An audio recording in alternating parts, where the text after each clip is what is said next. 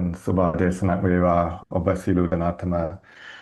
I know this is an international conference, but out of gratitude to the organizers, I wish to just say a few sentences in Sinhala out of respect. So, Gauraniya Swaming Vahansela Etulu Obasilu Madena Magirishanayata Gaurayen Yutua Piligannoa.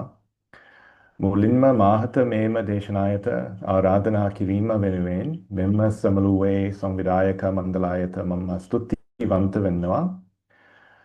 ඉතින් අද දින මාගේ දේශනාවේ මාතෘකාව වන්නේ දේවියන් පිළිබඳ බුදු රාජානන් වහන්සේ දේක්ම පිළිබඳ විග්‍රහ කිරීමයි.